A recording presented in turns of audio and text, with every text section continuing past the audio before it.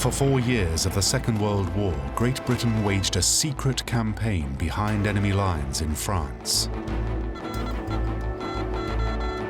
At the heart of this struggle was one woman, Vera Atkins. Skillful, meticulous, and dedicated. Atkins was the perfect spy mistress.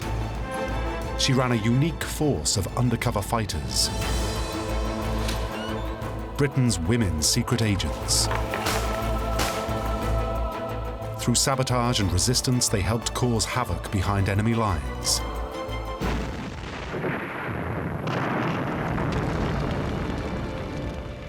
When at the end of the war, many of them didn't return, Vera Atkins embarked on a mission to find them.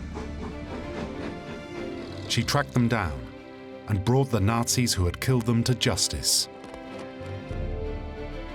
Vera Atkins became a national heroine. But Vera Atkins was not all that she seemed. The meticulous spy mistress had played a role in some of the worst bungling of the Second World War.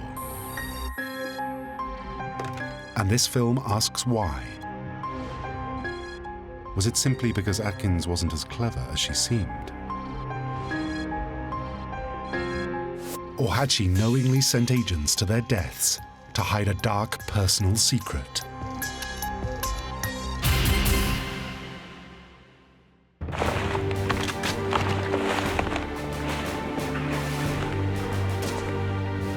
July 1940, less than 1 year into the Second World War. In the fight against the Nazis, Great Britain now stood alone. After just 6 weeks of fighting, France had capitulated. Germans overran the country. But British Prime Minister Winston Churchill was determined to fight back. He devised a plan to help Europe rise again. And Vera Atkins was to become a vital part of it.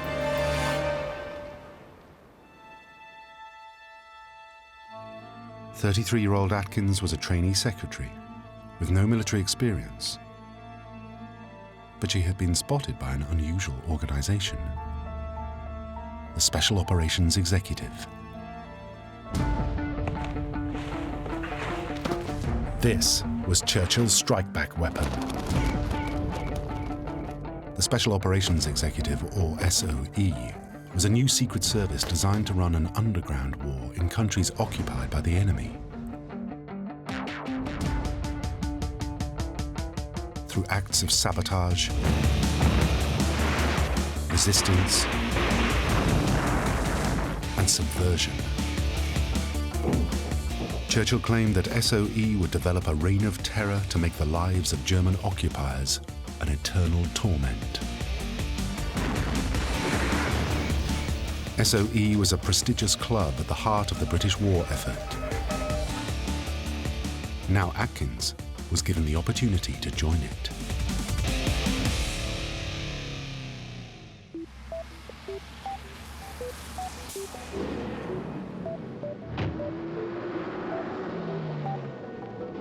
At their headquarters in London's Baker Street, SOE prided itself on its rigorous selection process. What made you pick on us? It wasn't just haphazard. We make extensive inquiries before we recruit our people. Atkins seemed to be the perfect candidate.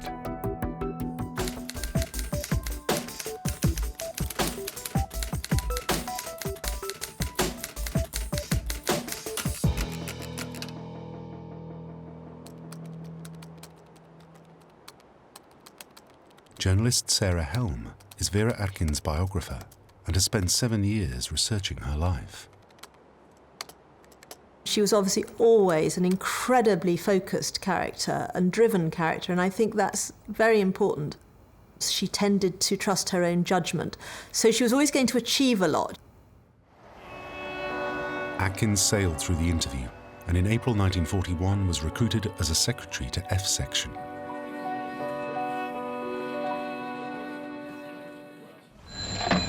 Operations room? Oh, good. Just a minute. Opposite tonight through. F-Section was SOE's largest and most important department, charged with running operations in France. At its helm was 41-year-old former businessman Maurice Buckmaster. Maurice Buckmaster was typical of many in SOE. He didn't have a military background, but he was well born. He had been schooled at the expensive public school, Eton,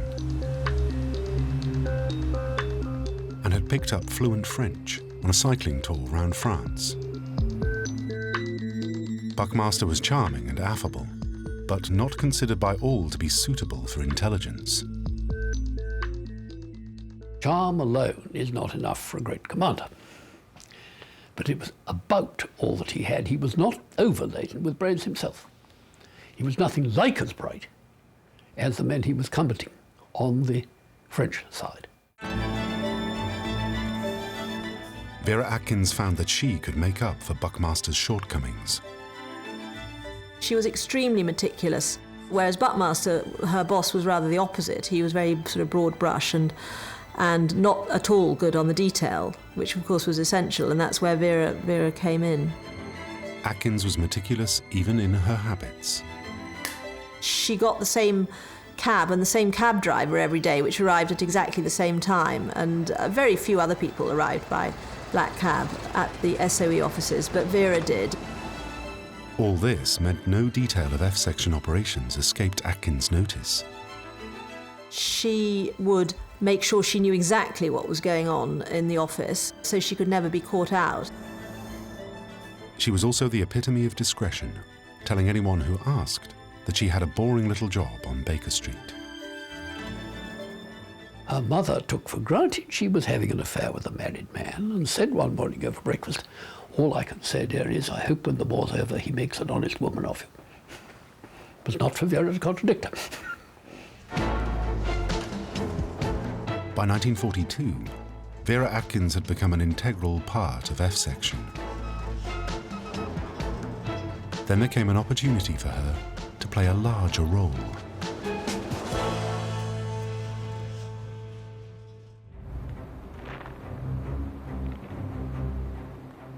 In France, German occupation was playing havoc with F-Section's operations. It was increasingly difficult for agents to travel around the country. Young men were often picked up and searched, making an agent's capture more likely.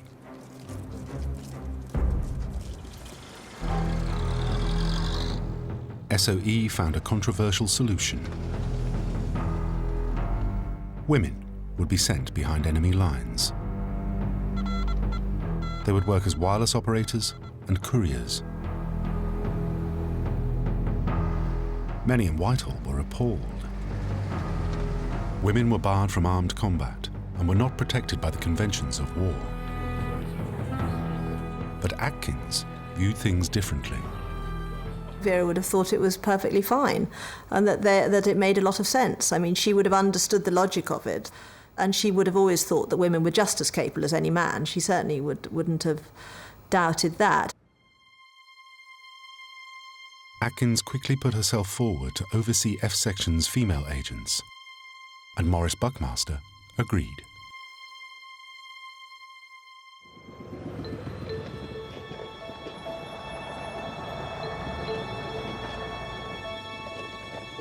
F-Section began a recruitment drive.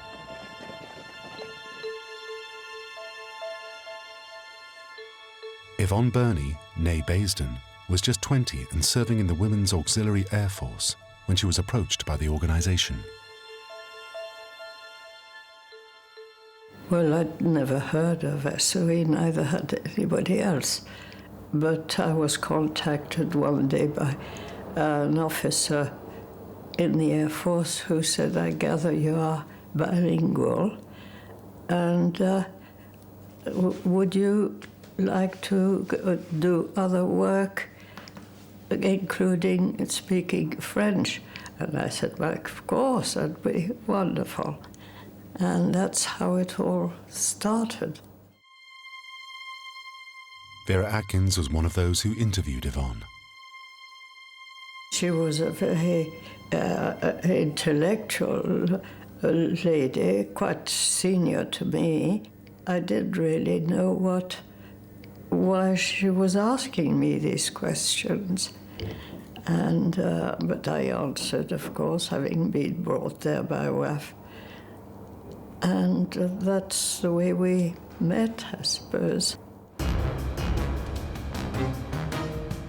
After their initial selection, men and women candidates began their training. They were taught the secrets of undercover warfare, parachuting, hand-to-hand combat, explosives, and marksmanship. I was swept up in the things that one could do in what we just took as it came.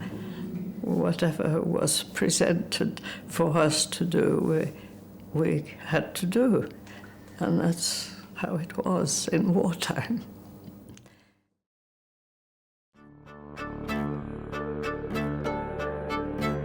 Atkins' task was to oversee every step of the women agents' preparation. She made it her job to find out everything about them.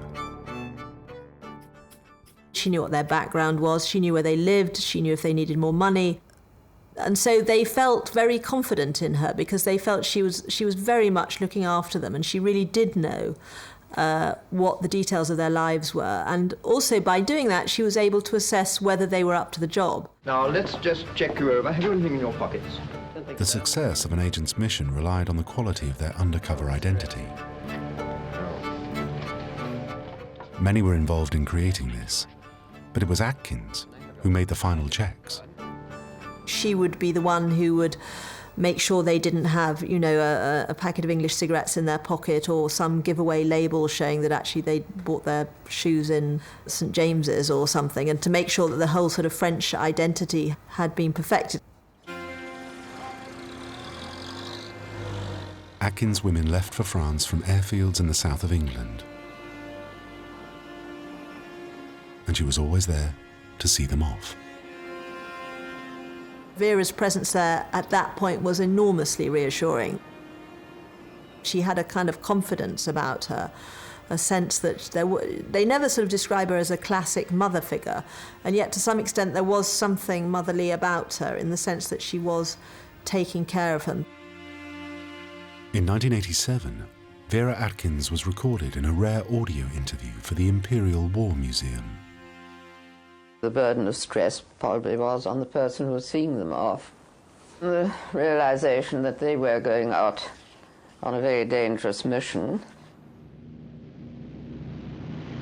And this was quite possibly the last glimpse they had of the lovely countryside. And you remained quite safely at this end. Obviously, there was a considerable strain on one at that time. I always felt it very much.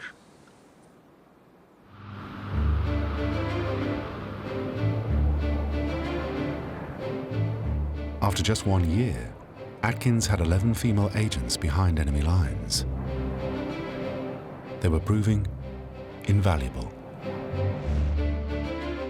Andrée Borel was a working-class girl from the suburbs of Paris, but fast becoming one of the best couriers in the field. Yvonne Roudelat cycled hundreds of miles delivering vital messages and took part in blowing up a 300,000-volt electricity cable near Orléans.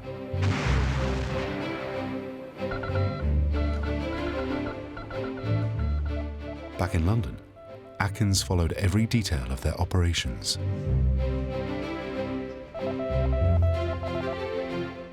She would spend long hours in the office, watching over the agents who had become her girls.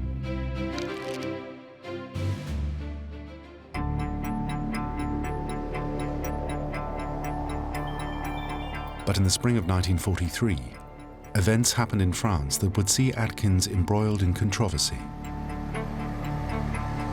Reports from the field suggested F Section was in trouble.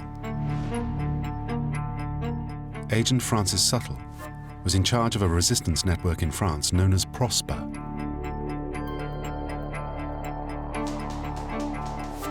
Prosper was one of the biggest circuits operating in France.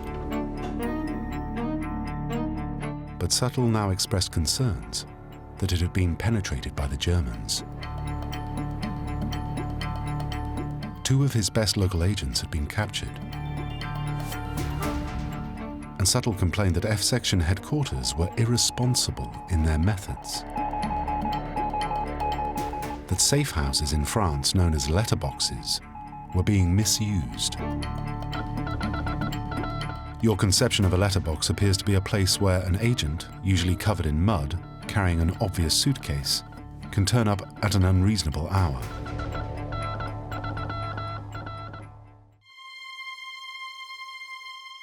But Maurice Buckmaster put the agent's anxieties down to stress and exhaustion.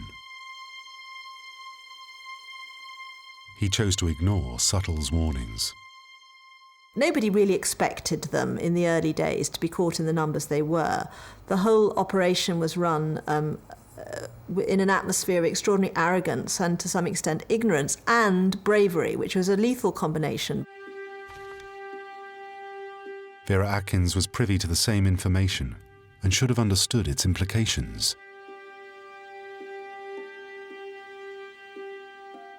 Especially as among the hundreds of members of the Prosper network, there were several of her girls, including André Borel, Cicely Lefort, Diana Rowden, and Yvonne Roudelat. If, as Suttle suggested, the circuit was infiltrated, you might expect that Atkins would request that the women be recalled to England. But both Atkins and Buckmaster did nothing. For them, it was business as usual.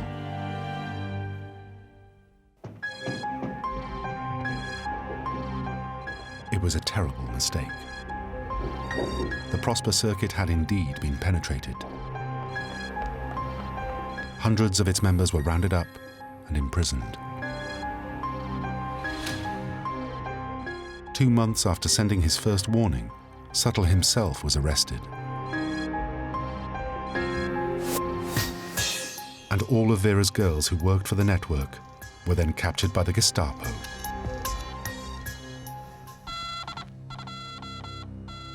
And F Section's errors would get even worse. On July the 7th, it received a message from a radio operator in the field. Gilbert Norman was Francis Suttle's operator and a highly experienced agent. But there was something very strange about his message.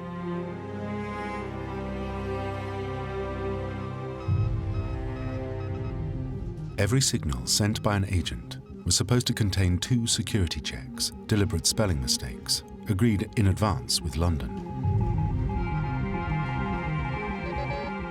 If a security check was missing, this was an indication that an agent was captured or compromised.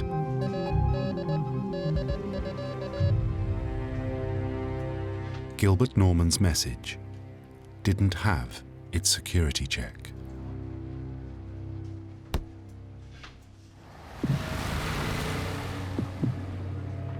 At F Section headquarters, Buckmaster received the signal.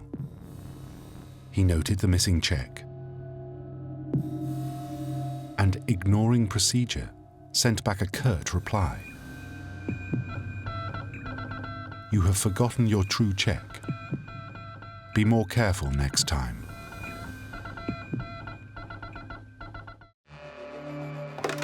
More surprising than this was Atkins' reaction. She went along with Buckmaster's decision. Why did Atkins, the meticulous spy mistress, not challenge his mistake?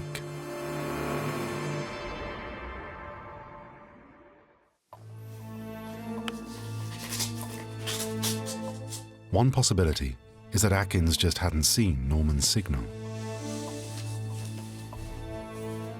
There were, after all, thousands of messages arriving into F-section all the time. But for Atkins to have missed this one seems unlikely. She would have seen the signal. If she didn't happen to be in the signals room that day, she certainly would have seen it soon after. Another possibility is that Atkins saw the message,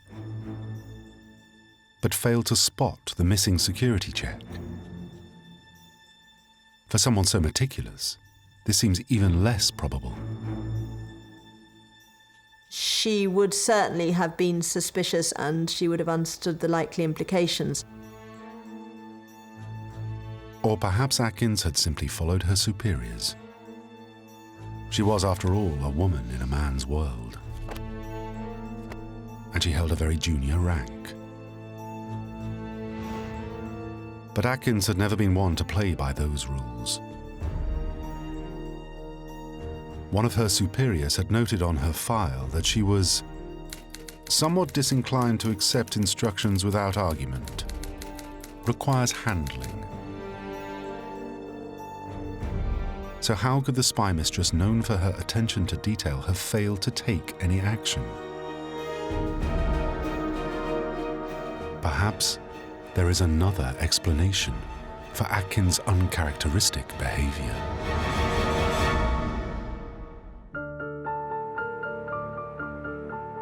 Vera Atkins was not all that she seemed. She wasn't Vera Atkins at all. She was Vera May Rosenberg, a refugee from Romania.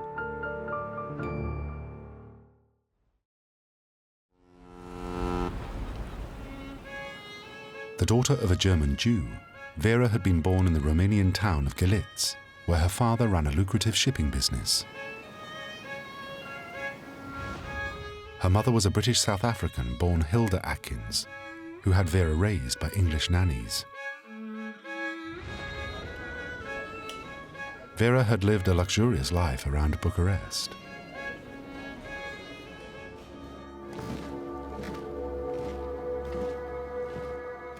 But in the 1930s, fascism began to take hold in Romania.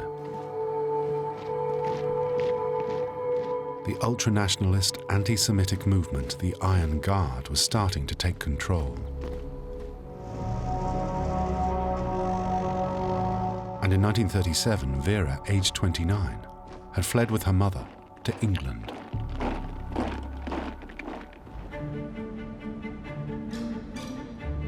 Two years later, the Second World War began. And by the end of 1940, Romania became an ally of Nazi Germany.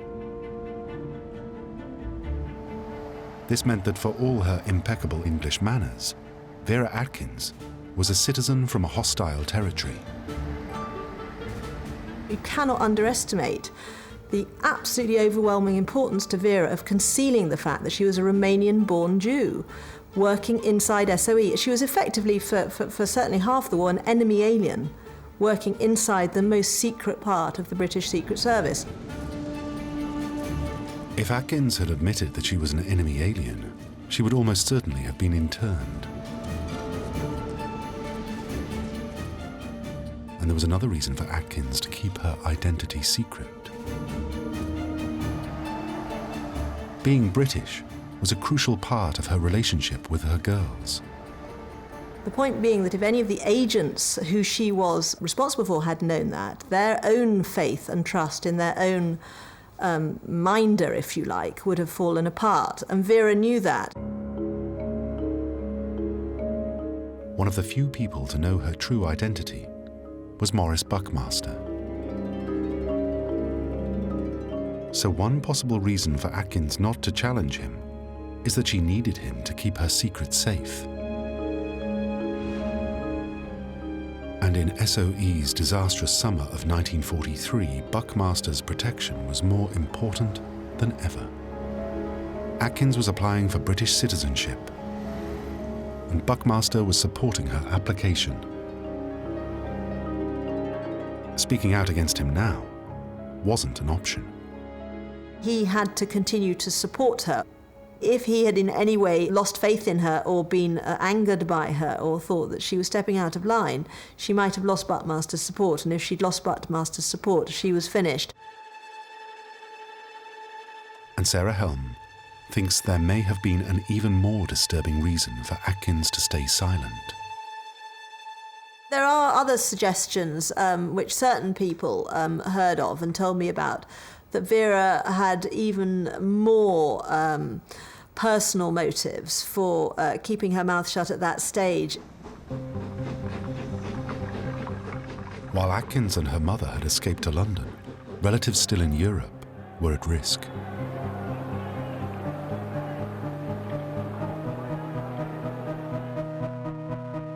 Her Jewish cousin Fritz Rosenberg and his wife Karen were trapped in Hungary.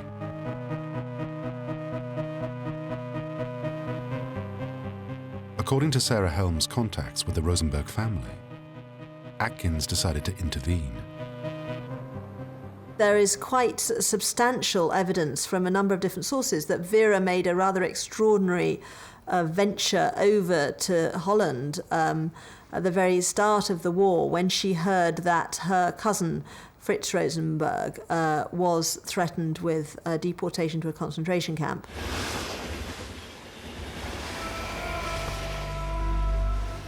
It seems that before joining SOE, Atkins made an incredibly dangerous journey through Nazi-occupied Holland and into Belgium. There, she may have made contact with the German authorities to bargain for the freedom of her cousin. There are suggestions that a large amount of money exchanged hands in order to buy off those who were threatening his deportation, and that Vera had performed this heroic act herself by going over in circumstances of some danger and handing over the money. This contact with German authorities during the war would alone have put Atkins in deep trouble with the British authorities and given her no chance of working at SOE.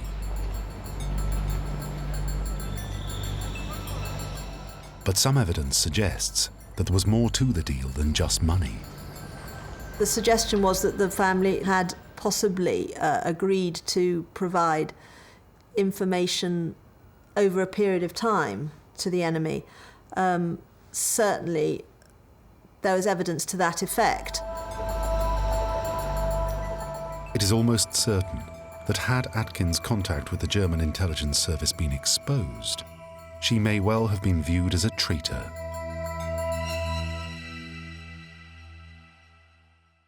The idea that they might be employing someone and allowing them to have access to all the secrets who's might have been compromised in this way would be utterly anathema to anybody in the service.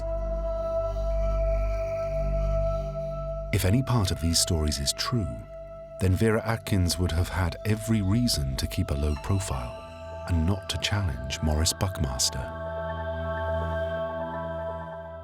Vera would have been conscious of all of that in every single action she took while she was working for SOE.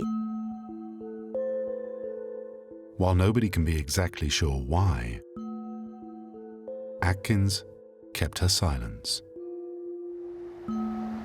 Whether because she'd misinterpreted the signal or didn't dare question her boss, or because she was covering her identity and knew that she was compromised, Atkins said nothing to challenge Buckmaster.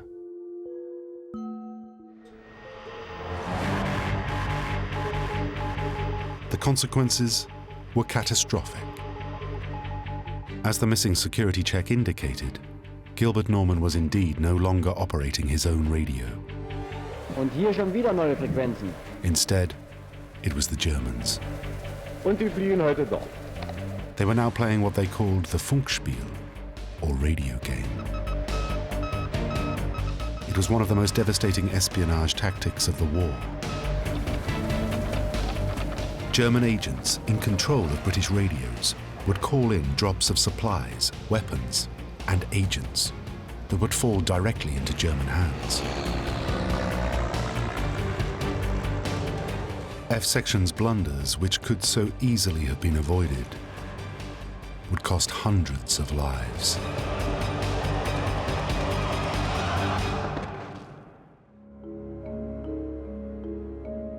because F Section continued to send agents to the field. And in February 1944, Atkins, unwittingly in communication with a radio operated by the Germans, organized the deployment of a talented new agent. Madeleine d'Armament was a remarkable young woman who had fled from France after running an escape route for Allied prisoners. A devout Catholic, she was living in a convent in Hertfordshire when she volunteered to work for SOE. Madeleine was to be flown into central France, and Vera Atkins was there to see her off.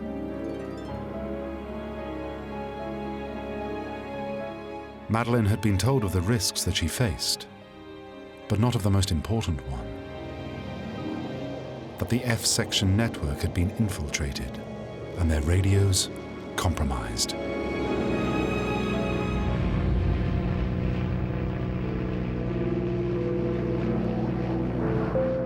When Madeleine landed in a field near Chartres, she wouldn't be heard from again.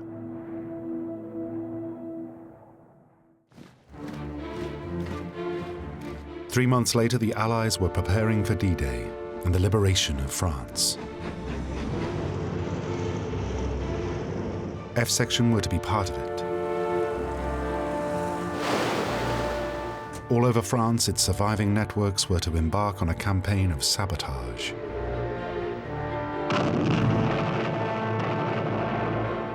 Telephone and railway lines were cut,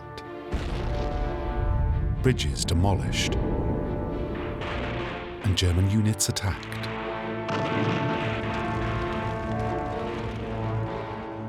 Yvonne Basden had been dropped into France 3 months earlier.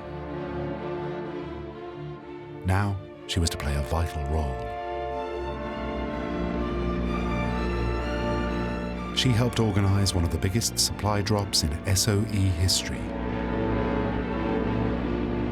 We had to choose grounds where the resistance could receive material from England or from the States or whatever. One of our grounds was chosen for a big daylight operation by the Americans to drop materials and arms to arm members of the resistance.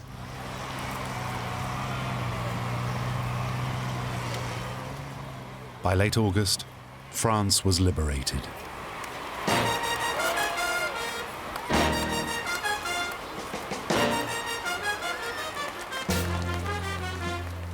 The Allies had triumphantly reached Paris. The French were free. For Atkins, there was further reason to be happy. Her application for British citizenship had been a success. Immediately after the city's liberation, Atkins travelled on her British passport to Paris. She was going to bring her agents home.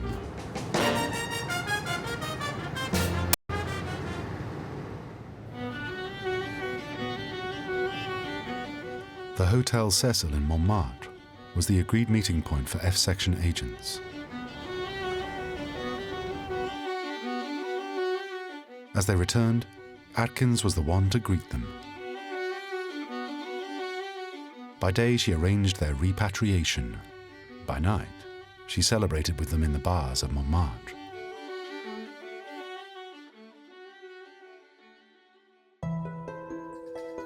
But as the weeks passed, Atkins waited and waited. More than 100 agents still hadn't come back. Among them were 14 of Atkins' girls, including Yvonne Basden. After 3 weeks, Atkins gave up her vigil and returned to England.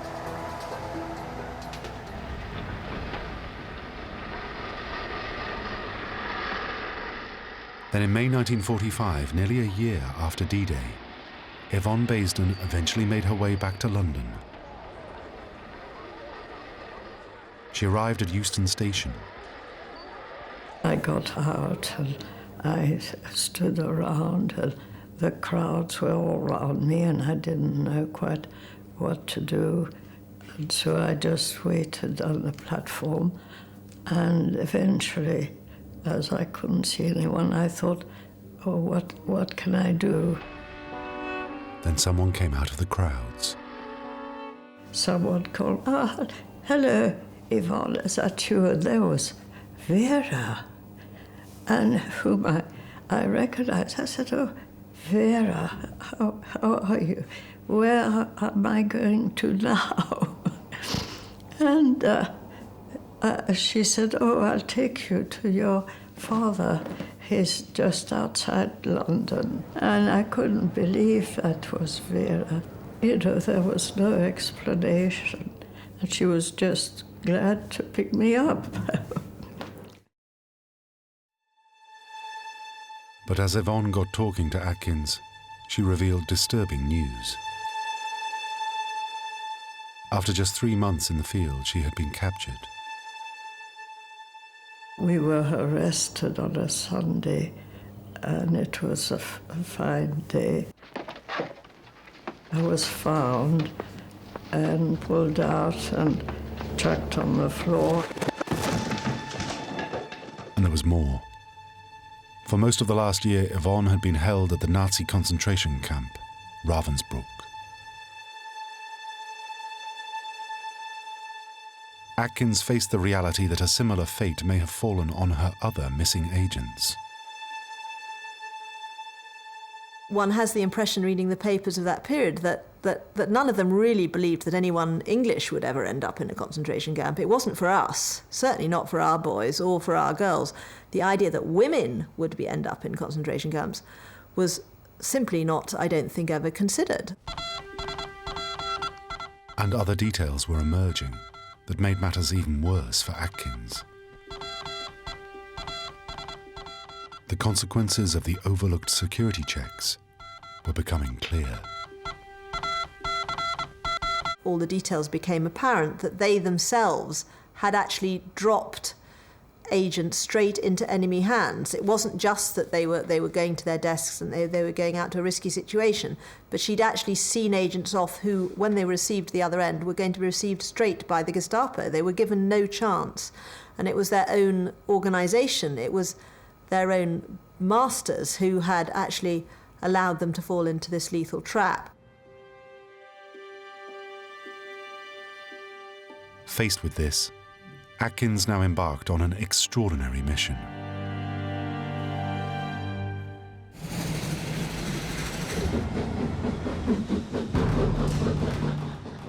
In December 1945, she set off alone into the chaos of war-torn Germany. Atkins was determined to find out what had happened to her girls. It was this extraordinary mission that would one day make her name. Hailed for her selfless commitment and sense of duty. But was there more to it than that?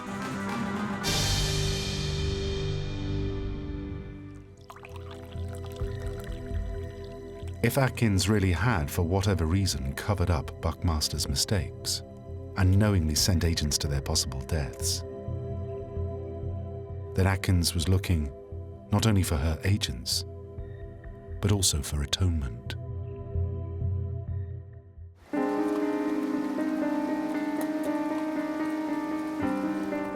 Whatever her motivation, Atkins faced a difficult task. Germany was flooded with millions of displaced people and refugees. The British government had never admitted to sending women behind enemy lines. So Atkins' girls weren't even named on the lists of the missing. But slowly, Atkins traced them.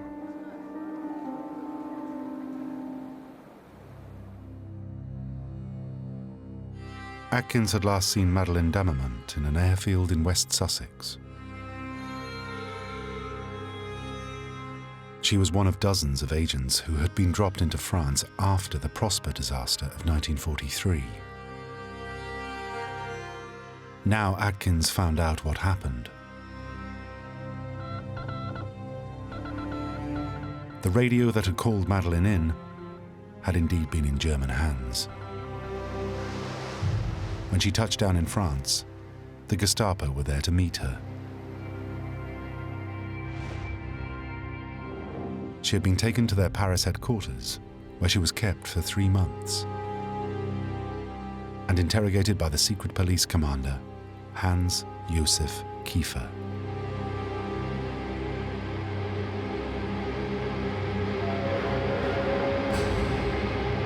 From there, Atkins traced Madeleine's movements. At first to a women's prison in the town of Karlsruhe, and then to Dachau.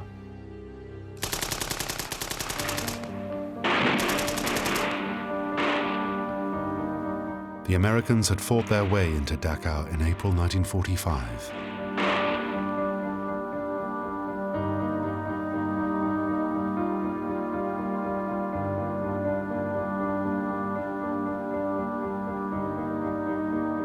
What they found there would horrify the world.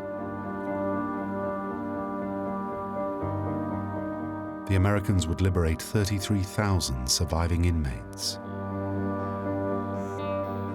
But it was too late for Madeleine.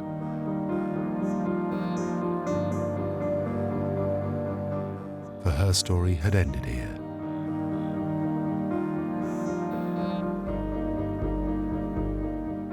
At dawn on the 13th of September 1944, Madeleine had been dragged into the yard of the camp.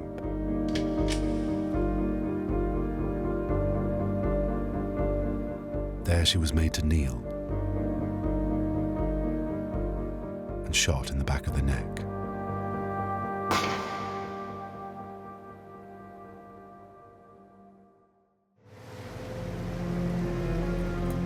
For Vera Atkins, this was the stuff of nightmares.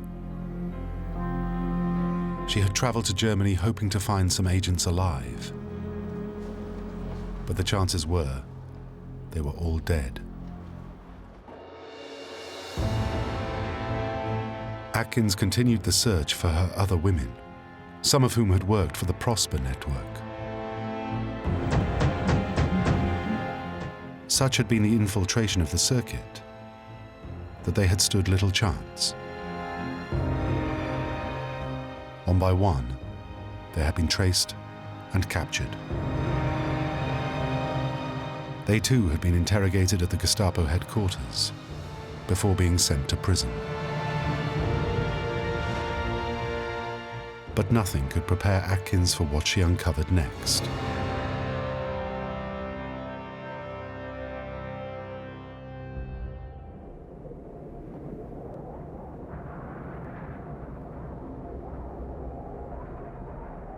The girl's final destination was Natzweiler concentration camp.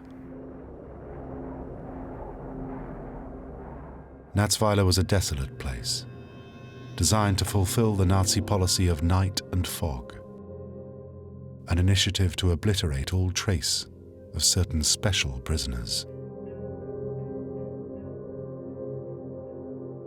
Atkins painstakingly tracked down evidence to piece together what had happened there.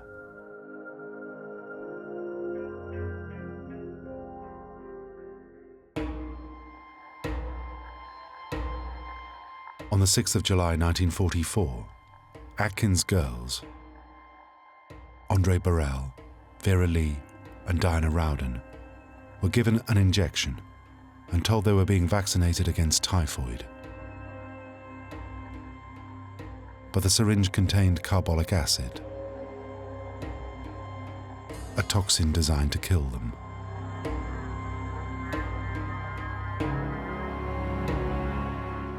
The women were then dragged to the crematorium, where a guard was waiting to burn their bodies. Atkins gathered evidence in meticulous and distressing detail. She herself heard everything, down to the fact that that their clothes were taken off before they were actually put in the flames. Another Natzweiler guard, Franz Berg, had witnessed the agents' deaths. He revealed to Atkins that the injections hadn't worked on at least one of the women. There was evidence from one of the people working in the crematorium at the time that she had scratched the faces of another of the Germans and screamed as she was being put into the flames, all of which Vera heard. It meant that one, or maybe even all of the women, had been burnt alive.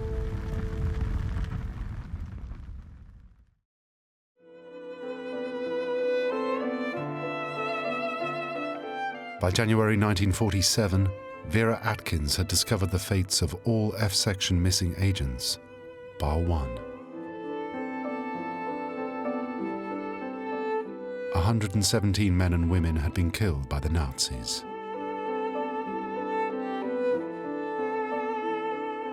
11 of those were Atkins girls.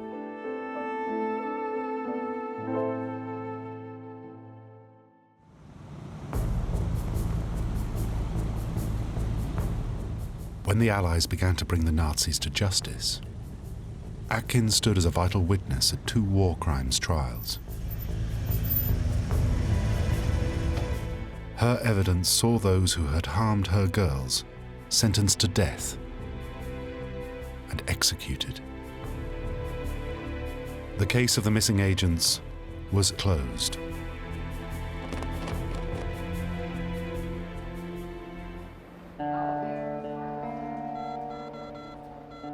SOE was disbanded in January 1946. With it, the files on F-section were locked away.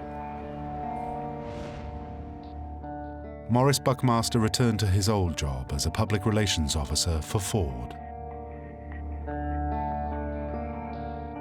Vera Atkins too returned to civilian life, a British citizen and a respected member of British society. But she couldn't let SOE go. In the years after the war, she vigorously defended its work. She became a sort of PR person almost for the SOE story. She became the conduit for all the families who were wanting information about their missing relatives and their sons and daughters and fathers. And they would go to her and she received their letters and wrote back to them, and she followed up on their stories. Vera Atkins never acknowledged that anything had gone wrong at F-section. And she remained a highly secretive person. She knew perfectly well this was something she would live with for the rest of her life, and the only way that she would be able to live with it was by extraordinary self-control and mental control.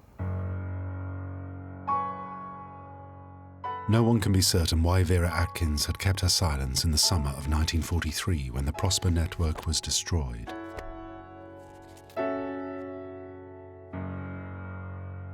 Maybe she hadn't spotted the danger. Perhaps she really did have something to hide.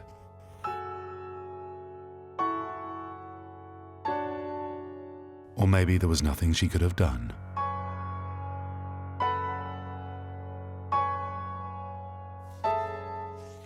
What isn't in doubt is the extraordinary responsibility Vera Atkins felt for her girls.